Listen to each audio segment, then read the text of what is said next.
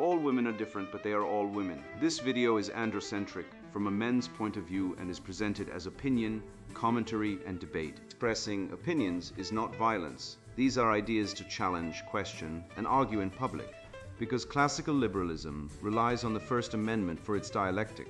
If you are a feminist, then consider this. If patriarchy truly existed as claimed, feminism could not. And if all men are trash and women are equal to men, then what are we to conclude? Women will die for their children, men will die for their wives and children, and God chose to die for all mankind. Authority rolls up with responsibility. If this framing of facts offends you, click off to a cute cat video. Proceeding further will expose you to gamma bias and criticism directed at ideas, claims, institutions, not at any individual's virtue or dignity. Our method follows the 7 liberal arts. The trivium, grammar, logic, rhetoric, and the quadrivium, arithmetic, geometry, music, and astronomy. And the transcendentals, the good, true, and beautiful. If this framework is not for you, feel free to exit now. It's no disgrace. Women are wonderful. God bless America. Men are great. Leftist word games, satanic inversions, Hegelian dialectic, cultural revolution, political games, victimology, misandry, and useful idiots subverting Western civilization. Written by Conrad Riker. Available now. Links in description. The Grammar of Lies, How Women Woke Ideologues and the State Use Language to Enslave You, and How to Break Free with Logic Data, and the Forgotten Trivium. I once watched a man lose his house, his children, and his sanity because a woman said 3 words. I feel trapped. Not I want a divorce. Not I don't love you. Just I feel trapped, as if he were a cage, not a husband. The court believed her instantly. No evidence. No cross-examination.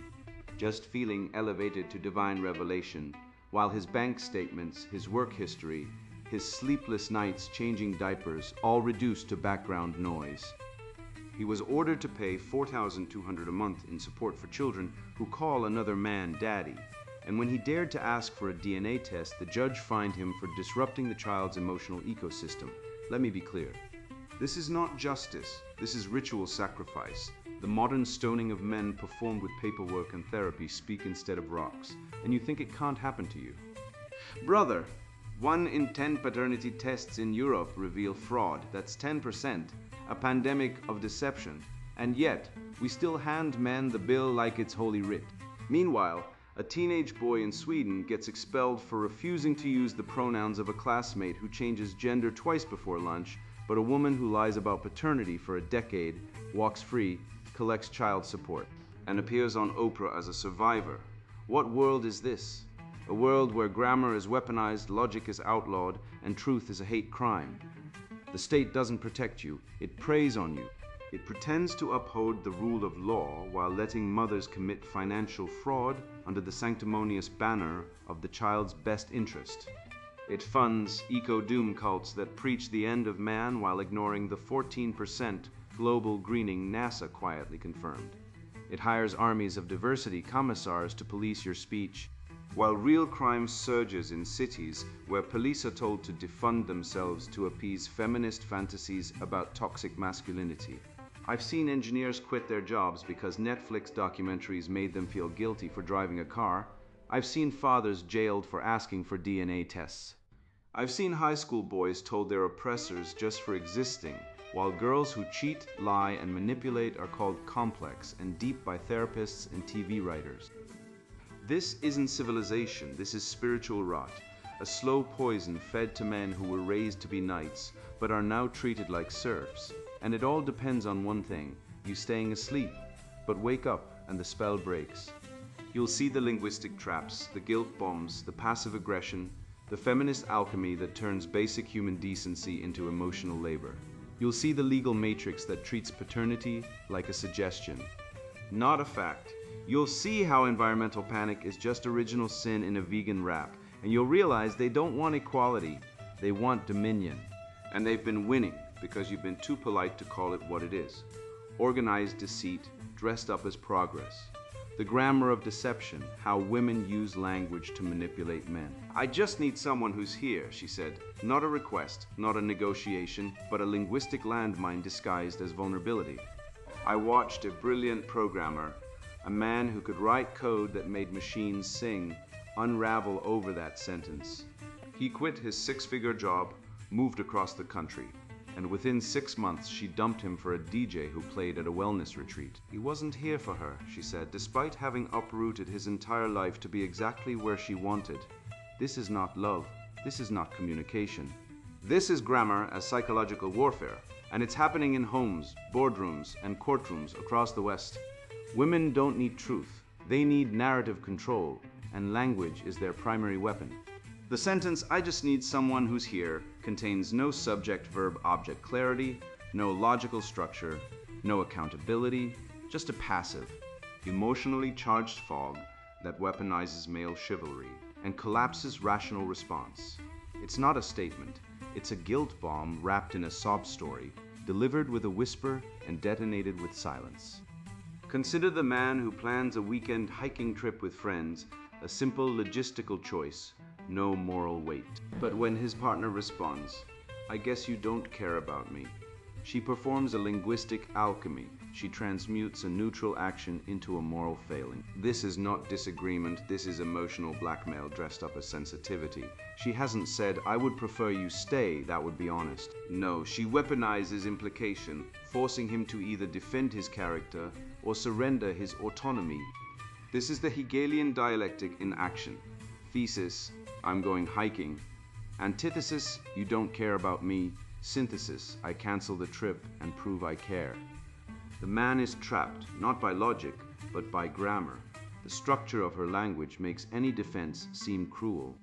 And the media, from Fleabag to The Crown, celebrates this as emotional depth, while portraying male attempts at clear communication as cold or toxic. King Charles speaks in full sentences and is pathologized. Camilla whispers passive aggression and is framed as complex. This is not culture. This is linguistic colonization. A 2022 YouGov survey revealed that 73% of women admitted to withholding information to avoid conflict, compared to 38% of men. Let that number sink in. 3 out of every 4 women are systematically lying in relationships, not out of malice, but as a normalized relational strategy. This is not keeping the peace. This is strategic deception passed off as emotional intelligence. And when men respond with honesty, they're labeled insensitive or abrasive. The rules are rigged from the start. Feminism doesn't want equality, it wants asymmetry. Women get emotional license, men get emotional servitude. The concept of emotional labor is a perfect example. Suddenly, remembering your partner's favorite tea or saying good morning is redefined as unpaid gendered work. A burden men owe not out of kindness, but as reparations for existing. It's linguistic Marxism. Reframe reciprocity as exploitation and demand tribute under the banner of justice. I call this phenomenon linguistic cuckoldry, the process by which men are verbally entrapped into servitude through distorted grammar, emotional inflation, and narrative dominance. It's cuckoldry not of the body, but of the mind. Just as the biological cuckold raises another man's child, the linguistic cuckold obeys another's distorted reality, funding it, defending it, dying for it, while being erased from his own life.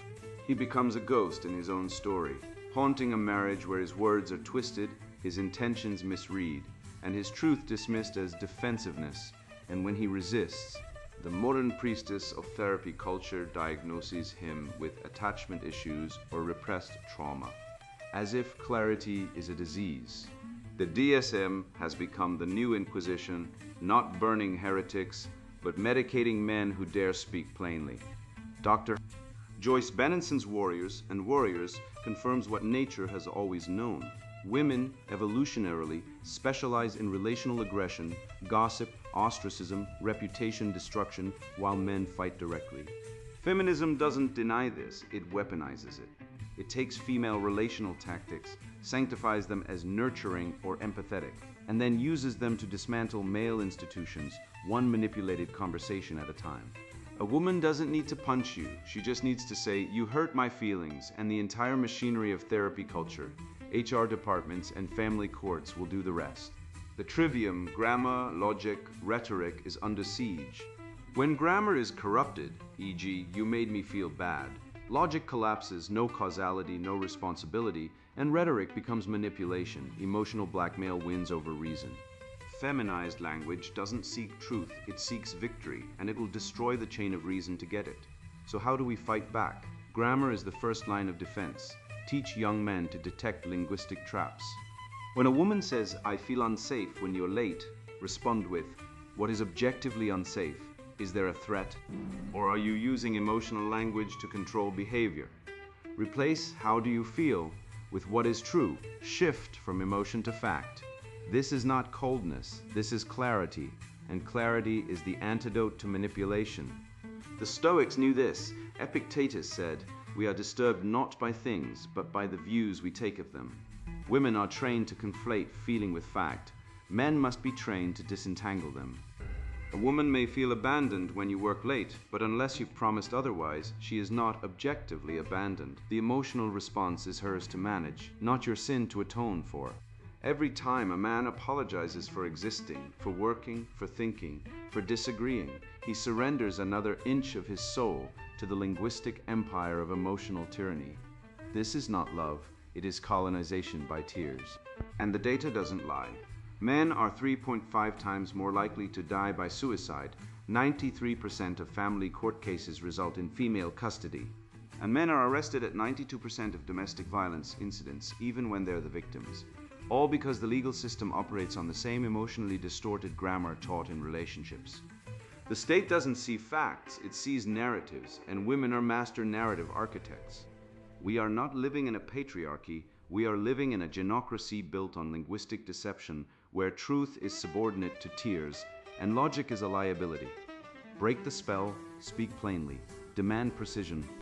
When she says, "You made me feel bad," say, "No, I did X and you chose to feel bad." That is your responsibility, not my guilt. Reclaim the trivium. Grammar shapes reality, so choose your words like a warrior chooses his blade. The West was built on logic, not lament, on truth, not tantrums, on virtue, not victimhood. If you want to save your life, your marriage, your country, start with a sentence, make it clear, make it true, and never let a manipulative whisper collapse your mind again. I once believed the law was a shield for the honest until I studied the corpse of justice in paternity courts. The truth, it's not about fairness, it's about control. And when the institutions meant to uphold justice instead sanctify deception, especially when it serves a woman's interest, you realize the rot goes deeper than fraud. It's doctrinal, it's deliberate. And it's festering in every courtroom that denies a father his right to know, to question, to exist as more than a wallet with a pulse. This isn't family law, it's state-enforced cuckoldry. The logic of cuckoldry, paternity, fraud, and the state's complicity. The world is unjust, but the worst of it is that the women make it so, said Schopenhauer, and he wasn't wrong. In 2018, a German man named Thomas Meyer discovered his 12-year-old son wasn't his son at all. The boy's appendix surgery triggered a medical DNA test, revealing a genetic stranger. 10 years of child support, birthday gifts, soccer games, and college funds, all burned in the fire of maternal deceit. He sued to recover what he could. The court dismissed him instantly. Not because the fraud was questionable, it was confirmed, but because the child's right to stability took precedence over the father's right to truth. Let that settle. The state upheld a falsehood. Not the child, not justice, a falsehood. The real offender here wasn't the woman who committed the fraud, it was the judge who turned it into legal doctrine. This isn't a flaw in the system, it's how the system works. You want numbers. Here's one. In the United States, over $4 billion per year in child support is paid by men to women in cases where paternity is later disproven. That's not a typo, $4 billion. And not a single federal law requires DNA testing at birth. None, zero, zilch. While the CDC tracks every flu strain and the FDA regulates kale chips, the American government refuses to mandate the most basic biological verification in family law. It's not an oversight, it's a conspiracy of silence. Meanwhile, in Germany, Sweden, and Canada, studies show paternity fraud occurs in 1 out of every 10 tested cases, and those are just the ones caught. How many go undetected? How many men are raising another man's genetic heir, pouring their soul, sweat, and wallet into a child who carries not their blood but their betrayal? Ancient Rome had a legal principle, pater est cum nuptia demonstrant. The father is whom marriage indicates. It was a social contract backed by religion, honor, and the weight of the paterfamilias. But it came with accountability.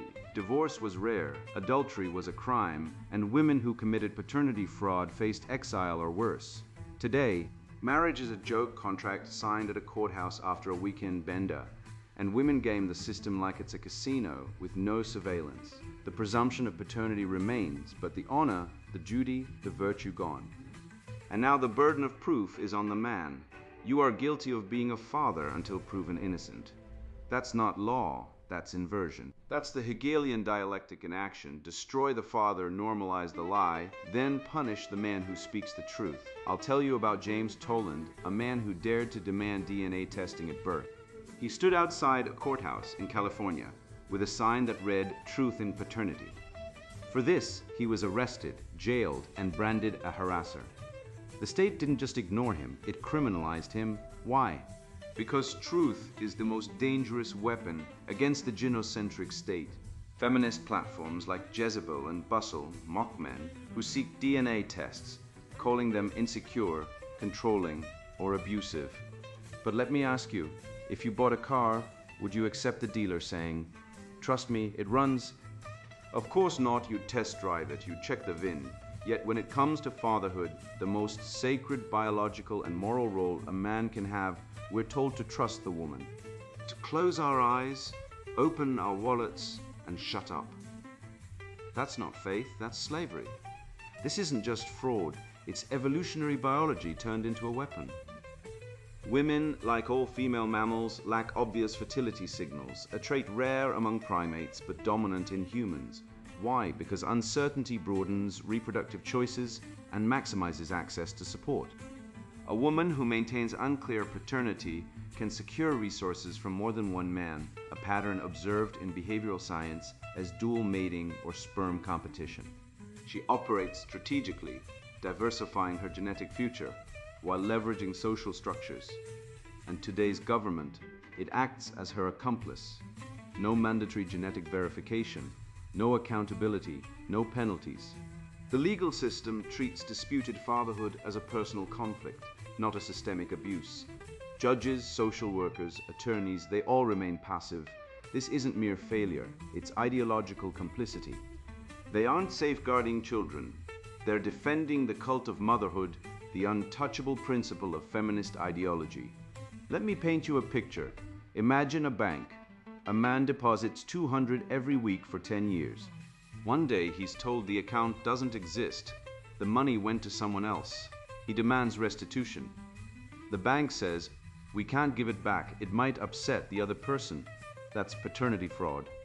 But in this case, the bank is the state, the teller is a judge, and the other person is a child who was never his. Yet no one calls it theft. No one charges the woman with fraud. Instead, they pathologize the man, call him angry, toxic, misogynist. The real crime isn't the lie, it's the man's refusal to accept it. The remedy is simple: mandate DNA testing at birth, not optional. Not if the father requests it, automatic, state-funded and recorded. Eliminate child support without genetic proof, and criminalize intentional paternity fraud as financial and emotional assault, because that's what it is. A woman who knowingly deceives a man into fatherhood should face prison, not praise. This isn't radical, it's basic justice. It's the application of the trivium. Logic, follow the evidence. Rhetoric, defend the truth. Grammar, name the crime correctly. We've let the left redefine reality for decades. Choice, empowerment, victimhood, while they hollow out the family, destroy fatherhood, and turn men into debt slaves. The cuckoldry matrix isn't a theory, it's a flowchart of betrayal. Legal institutions suppress evidence. Medical systems refuse to test. Media mocks truth seekers. Feminists gaslight men into silence. And the state collects child support like a mob boss taking protection money, all under the sacred banner of protecting the child. But the child isn't protected, he's weaponized, used as a shield for maternal deceit. And the father, he's the enemy, the rebel, the heretic, the man who dared to say, I want to know if this is my blood. Wake up, the spell is breaking. You are not irrational for demanding truth. You are not toxic for valuing honesty. You are not the problem, the system is. And the system is built on lies, sanctified by sentimentality and enforced by ideological fanatics who hate men more than they love children. Break the spell. Demand the test. Reclaim your body, your wallet, your legacy. Because if we don't, Western civilization, the one that gave us Shakespeare, Newton, and the Magna Carta, will die not by war, but by fraud, one cuckolded man at a time. I remember the exact moment it hit me. Sitting in a cafe, sipping black coffee, scrolling through yet another viral post of a crying child holding a "there is no planet B" sign, when I realized this wasn't about the earth at all. It was about me, about us. About men, fathers, builders, makers, about the very essence of male-driven progress being systematically shamed, neutered, and replaced with a theocracy of guilt where the only sacrament is self-annihilation in the name of saving nature. And I didn't just feel anger, I felt betrayal. Because the same institutions that mocked my faith, dismantled my family, and pathologized my ambition were now demanding I kneel before a new altar. Carbon sin, green salvation, and the high priestess Greta, a teenage girl with a scowl and script written by men far older and far more calculating than she could ever be. The rhetoric of eco-doom, environmental catastrophism as a secular religion. They told me the world was ending, not in some vague, poetic, end-of-days revelation sense. No, this was scientific, peer-reviewed, urgent. A 2021 UK study confirmed it. 75% of teenagers genuinely believe civilization will collapse due to climate catastrophe. 75%. That's not alarmism, that's mass indoctrination with the efficiency of a Soviet re-education camp and the emotional manipulation of a Disney funeral scene. I read that statistic and laughed like a man who just realized he's been paying tithes to a church that sells carbon credits instead of salvation. The planet isn't dying. You are being guilt-raped by a cult that swapped crosses for compost bins and saints for solar panels. Let's start with the most inconvenient truth they don't want you to know. The Earth is greener than it was 40 years ago. NASA satellite data proves it. Since 1982, plant biomass has increased by 14%. That's global greening, a direct result of higher CO2 levels acting as plant fertilizer. CO2, the so-called pollution, is literally feeding the biosphere. But try telling that to the high priests of eco-doom like Greta Thunberg, who speaks in the monotone of a child robot programmed by Greenpeace. She doesn't see the forests growing thicker, the deserts blooming. She sees only sin. Sin against nature, sin against the future, sin against the sacred cow of sustainability. She's not a scientist, she's a penitent in a climate confessional, demanding we flagellate ourselves with electric cars and meatless Mondays. This isn't science, it's religion. And not just any religion, millenarianism, the belief in an imminent apocalypse followed by a purified new world. The Black Death brought flagellants whipping their backs in the streets, screaming for divine mercy. Today, we have middle-class white kids screaming into megaphones about systemic collapse, wearing recycled cotton shirts and crying over polar bears that are actually thriving. The script is the same. You are guilty. The world is ending. Only repentance, ours, can save you. The IPCC, that's the Vatican. Al Gore, the Pope. And the indulgences? Carbon offsets, virtue signaling protests, and the ritual sacrifice of industrial progress. I once met a software engineer, smart guy, six-figure job, stable family, who quit everything to live off-grid after binging our planet on Netflix. Cinematic slow-motion sloths, orchestral weeping, David Attenborough whispering in his ear like a spirit guide from Gaia. 2 years later, he was broke, divorced, and living in a damp yurt in Wales growing kale he couldn't sell. His wife left him not because he went green, but because he stopped being a man. He didn't build, provide, or protect. He withdrew, chasing a fantasy of purity peddled by filmmakers who fly private jets to film penguins. The movement profits, the man loses. That's the pattern. Guilt, retreat, collapse. And yet, no one in the eco-industrial complex gets fired for being wrong. A 2023 Nature study revealed that climate models have overpredicted warming by 150% to 300% since 1990. That's not inaccuracy, that's fraud. But the modelers keep publishing, the media keeps screaming, and the politicians keep taxing, because the goal was never climate, it was control. And here's the psychological trap they spring on men: green guilt. It's not real shame. It's manufactured like feminist guilt about toxic masculinity, or racial guilt about white privilege. It's engineered to make productive men feel sinful for existing. You drive a car, guilty. You eat meat, guilty. You enjoy energy, technology, comfort, guilty. The emotion is identical to Christian sin, but stripped of redemption. There's no forgiveness in eco-doom, only perpetual atonement. You can't be saved, you can only suffer longer. And who benefits? The same people who always do: bureaucrats, NGOs, and women who fetishize emotional displays of caring while demanding men pay for it all. Eco-doom appeals to the feminine nurturance pathology, the obsession with saving the children, protecting animals, and feeling morally superior through sacrifice. But men aren't built for endless self-flagellation. We're built to build, to conquer, to create. And when you replace that drive with guilt, you don't save the planet, you castrate civilization. Look at the eco-doom engine: alarmist prediction, media panic, policy overreach, economic decline, calls for more control. It's a self-licking ice cream cone of fear. They predict disaster, fail, then demand more power to prevent the next one. It's like a firefighter who sets houses on fire, then demands a bigger budget, and the media, they're the pyromaniacs with cameras. Before the Flood isn't a documentary, it's a horror film with graphs, apocalyptic music, slow-motion elephants, children crying in droughts that aren't statistically worse than the 1930s. They bypass logic and attack the amygdala. You don't think, you feel. And feeling, in the modern left's playbook, is always more important than truth. The remedy isn't denial, it's reclamation. Reclaim rhetoric, reclaim logic. Reclaim Genesis 1-28. Be fruitful and multiply, and have dominion over the fish of the sea, and over the birds of the air, and over every living thing that moves upon the earth. Dominion, not cowering. Stewardship, not self-hatred.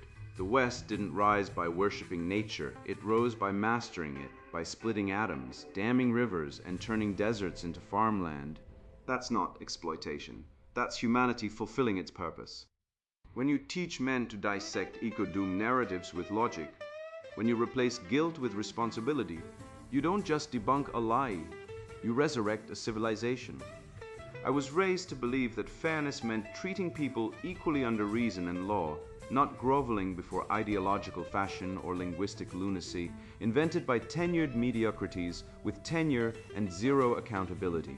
But the moment I realized the game had changed, the moment the mask slipped, was when a friend of mine, a quiet, diligent software developer, got flagged by HR for referring to men and women in a training doc. Why not just say people? They asked. Because people are men and women, I wanted to scream, because truth matters. Because language isn't a playground for social engineers, it's the scaffolding of thought itself. That's when it hit me. This isn't reform, it's revolution by bureaucracy. And it's been hiding in plain sight, dressed up as kindness, draped in inclusion, while sharpening the knife on the spine of Western sanity. The withering away of the state. How cultural Marxism uses Engels' lie to dismantle civilization. The state does not wither away, it metastasizes. I once watched a Swedish police officer on YouTube, we'll call him Lars, plead live on camera for citizens to stop calling about break-ins because his department was too overwhelmed to respond. Too overwhelmed. Not underfunded, not understaffed, overwhelmed by a tidal wave of social engineering, gender ideology training, and multicultural chaos that has turned the once pristine Nordic order into a Kafkaesque asylum. Sweden, the land of Volvo reliability and Lutheran discipline, now imports crime faster than it can build prisons. Open borders, no-go zones, and kindergartens teaching 5-year-olds about gender fluidity, while actual rape statistics skyrocket, and yet the state hasn't withered. It's swollen like a necrotic limb, full of pus and bureaucracy, while real governance, protection, justice, order rots beneath it. This isn't Marx, this isn't Engels. This is inverted withering. The state doesn't vanish after revolution. It grows fat on virtue signaling while collapsing in every function that matters. More DEI officers, fewer cops, more sensitivity trainers, less safety. The state isn't dying. It's been hijacked by a priesthood of feminist theorists, human resources, witches, and gender bureaucrats who now dictate not just policy but speech, thought, and even greetings. I know an engineer in Toronto, real guy, worked in aerospace, who got written up because he said hello everyone in a team meeting. HR claimed everyone was gendered language and he should say hello folks. Folks. As if folks isn't just as arbitrary as if we're now all living in a woke Sesame Street reboot where Big Bird enforces pronoun compliance. The state didn't wither, it invaded, it didn't liberate, it micromanaged. And it did it by exploiting the very thing that made Western men great: duty, honor, fairness. Be kind, they whisper. Be inclusive. Check your privilege. So men check their wallets, their rights, their borders, their standards, all while women, leftists, and bureaucrats burn down the cathedral of civilization and call it progress. Let's be clear, Engels predicted the capitalist state would wither under socialism. Instead, the social state, the family, the church, the neighborhood, the father's authority has been liquefied to make way for a new tyranny, the diversity state. This isn't freedom. It's feudalism with PowerPoint presentations. In the US, there are now over 2.1 million federal employees working in equity, inclusion, and diversity, a shadow government with no mandate, no accountability, and no interest in merit. They don't solve problems. They manufacture victimhood. They don't enforce laws. They enforce ideology. And they do it under the banner of fairness, a word so corrupted it now means unfair to men. Hollywood glamorizes this rot. The good place doesn't teach virtue. It teaches moral relativism, where cheating, lying, and narcissism are redeemed through committee meetings and emotional confessionals.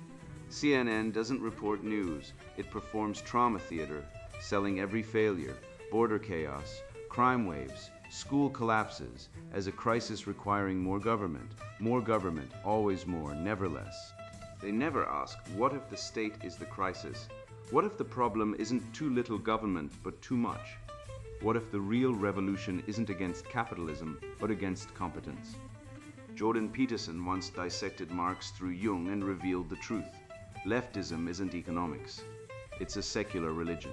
It offers salvation not through virtue, sacrifice, or truth, but through revolution, resentment, and the annihilation of hierarchy, except, of course, the hierarchy of the ideologue who always ends up on top. The Marxist Trojan horse isn't subtle. It enters as equality, but once inside, it redefines equality as conformity. It demands inclusion, but only if you kneel. It preaches diversity, but only of skin and sex, never of thought. And it uses institutions, schools, courts, media, corporations as its enforcers. I've seen fathers thrown into jail for saying, "I disagree with the curriculum" at a school board meeting. I've seen men lose jobs, reputations, lives over a meme, a joke, a pronoun misspoken in fatigue. Meanwhile, women abort 93 million male babies globally every decade. 93 million, and we're told this isn't a crisis, but a man using hello everyone? That's a hate crime. The cuckoldry rate, up to 30% in some Western nations, meaning 1 in 3 kids may not be his father's, but no one marches for truth in paternity. No DEI office cares, because the real goal isn't fairness, it's power. And power flows to those who control language, law, and loyalty tests. The remedy, simple: withdraw consent. Stop feeding the beast. Rebuild the real state, the family, the church, the brotherhood, the local community. Let the bureaucratic state starve. Don't attend the diversity training. Don't apologize for your biology. Don't let HR dictate your speech. Raise your sons to be men, not folks. And when they come for your words, your job, your freedom, laugh. Then fight, because civilization isn't saved by compliance, it's saved by refusal, by men who finally say, no more. The state hasn't withered, but it can be dethroned. You think you've been lied to? You've been enslaved, not by chains, but by grammar, by guilt, by the slow poison of feminine mysticism dressed up as therapy, by eco-doom sermons preached from Netflix documentaries, and by a legal system that treats a man's right to know his own bloodline like a war crime. I've watched men, good men, smart men, break down because their girlfriend's sighs. I just need someone who gets me, which translates, in the real world, to I need a slave who answers my texts at 2 a.m. and pays for my emotional roller coaster. And when he obeys, she dumps him for being needy. When he resists, she calls him toxic. There is no winning, only surrender. This isn't love. This is psychological jujitsu, and women have been trained in it since birth by a culture that rewards manipulation over honesty, tears over truth, and victimhood over virtue. Let's talk numbers, because numbers don't menstruate. 1 in 10 men in paternity-tested cases are raising children that aren't theirs. 1 in 10. That's not an anomaly, that's an epidemic. And yet, when a man dares to question it, he's labeled insecure, controlling, or worse, abusive. James Toland was jailed for demanding a simple DNA test. Meanwhile, women abort 62 million babies in the US since Roe v. Wade, more than the population of Italy. And we're told this is reproductive freedom, freedom to destroy life, but not to know it. The courts side with liars, the media mocks truth seekers, and churches preach forgiveness, while fathers are bankrupted by fake child support. The suicide rate for men, skyrocketing. The arrest rate for men who say the wrong thing online, climbing faster. But a woman can post all men are trash on Instagram and win a TED Talk. I'm not here to make you feel bad, I'm here to make you see. You've been sold a lie that love means servitude, that nature is fragile, that equality means female supremacy, that the state exists to protect you. It doesn't, it exists to control you. The real revolution isn't diversity training or carbon taxes, it's refusing to play the game. Stop funding emotional blackmail. Stop believing that saving the planet means eating bugs while billionaires jet to Davos. Stop pretending that a woman who ignores your future in her plans just needs space. She doesn't need space. She needs a man who can't think so she can dominate him without resistance. Break the spell. Speak truth. Demand proof. Live by logic, not lies. You are not broken. You were bred by millennia of Western thought, from Socrates to Schopenhauer, from Aquinas to Aristotle, to think, to lead, to build, not to kneel. So stand. And when the next woman guilt trips you with her feelings, smile, hand her a dictionary and say, let's start with grammar. And now the sponsored book, Introduction, Leftist Word Games, Satanic Inversions. Hegelian dialectic cultural revolution, political games, victimology, misandry, and useful idiots subverting Western civilization. I used to believe in fairness. I believed people meant what they said. I believed words meant what they meant. Then I watched a man get fired for saying men have penises. I watched schools teach boys that their natural energy was toxic. I watched women, once proud of motherhood, now pathologize it as oppression. I watched truth become hate, and hate become virtue. I sat in boardrooms, lecture halls, and family dinners where saying the wrong thing, something obvious, something biological, something true, meant social annihilation. That's when I realized this isn't confusion. This isn't progress. This is war. And the weapon isn't violence. It's language. They changed the dictionary so they could change your mind. I spent years studying how ideas spread, how ideologies infect, how normal people start defending the absurd with religious fervor. I traced the roots. I followed the trail from Frankfurt School theorists to today's diversity consultants. I mapped the verbal sleight of hand that turns strength into sin, dominance into disease, and fatherhood into failure. I saw how every attack on masculinity, every mockery of tradition, Every erasure of biological reality was not random, but systematic, deliberate, and effective. The left didn't win by being smarter. They won by controlling the definitions. They redefined equality to mean sameness, racism to mean noticing race, sexism 7 to mean defending men, and hate to mean disagreement. Once you accept their words, you accept their world, and in that world, you are the enemy. This book is for men who are tired of being gaslit by culture, for men who love logic and see through the emotional manipulation, for men who read the Greeks, respect the Judeo-Christian tradition, and value the scientific method not as relics, but as tools of clarity in a fog of nonsense. It's for those who recognize that the trivium grammar, logic, rhetoric is not a curriculum, but a survival kit. If you've ever been called a bigot for believing boys and girls are different, or labeled a homophobe for supporting male-only spaces, or told you're part of the problem just for existing as a man, this book is your vindication. It's not about rage, it's about recognition. The madness you see isn't accidental, it's engineered. And once you see the mechanism, you can dismantle it. We go word by word, idea by idea, exposing the tricks, how equity disguises envy, how inclusion masks exclusion, how trauma replaces truth, how lived experience replaces evidence. We dissect the Hegelian dialectic in action, how they create a crisis, provoke outrage, then offer their authoritarian solution as the only option. We expose how victimology rewards weakness and punishes resilience, how institutions from the military to medicine have been feminized into dysfunction, how normal male behavior, competitiveness, risk-taking, stoicism, is now medicalized as disorder. This is not theory, this is autopsy. We're performing a postmortem on Western civilization while it's still breathing, so you can see exactly where the poison was injected. If you are a woman who believes men are the problem, if you think masculinity needs dismantling, if you see privilege in every success and oppression in every structure, close this book now. This is not for you. You will not be converted, you will only be angered. Go back to your circles, your hashtags, your therapy groups. This book is for men who refuse to apologize for being strong, who reject guilt for their biology, who see through the cult of female supremacy disguised as feminism.